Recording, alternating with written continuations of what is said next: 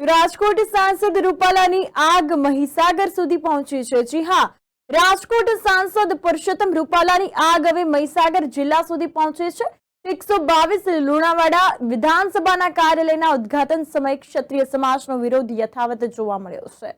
પંચમહાલ 18 લોકસભા કાર્યાલયના ઉદ્ઘાટન સમયે ક્ષત્રિય સમાજના યુવાનોનો વિરોધ જોવા મળ્યો।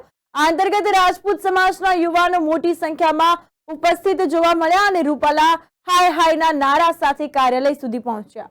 તો કાર્યાલયના ઉદ્ઘાટન સમયે રાજપૂત સમાજના યુવકો મોટી સંખ્યામાં દોડી આવતા પોલીસે અટકાયત કરી હોવાનું સામે આવ્યું છે। દ્રશ્યો પણ સામે આવ્યા છે। દ્રશ્યોમાં આપ જોઈ રહ્યા છો, રૂપાલાની ટિકિટ રદ કરો, રૂપાલા હાય હાયના નારા સાથે રાજપૂત સમાજના યુવાનોનો ઉગ્ર વિરોધ જોવા મળ્યો છે।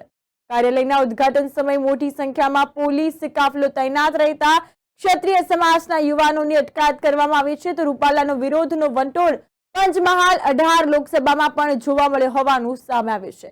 અંતર્ગત વાત કરવામાં આવે તો હાલ પણ ક્ષત્રિય સમાજમાં વિરોધ જે છે તે યથાવત જોવા મળી રહ્યો છે। રાજપૂત સમાજના યુવકો મોટી સંખ્યામાં કાર્યાલય ખાતે દોડી આવ્યા હતા। આ અંતર્ગત જો વાત કરવામાં આવે તો જિલ્લા સુધી પહોંચી છે, હવે મહીસાગર જિલ્લા સુધી આગ પહોંચી છે। તો આ અંતર્ગત 122 લુણાવાડા વિધાનસભાના કાર્યાલયના ઉદ્ઘાટન સમયે ક્ષત્રિય સમાજનો વિરોધ જોવા મળ્યો। પંચમહાલ 18 લોકસભા કાર્યાલયના ઉદ્ઘાટન સમયે ક્ષત્રિય સમાજના યુવાનોનો વિરોધ જોવા મળ્યો છે। રાજપૂત સમાજના યુવાનો મોટી સંખ્યામાં રૂપાલા હાય હાયના નારા સાથે કાર્યાલય સુધી પહોંચ્યા છે।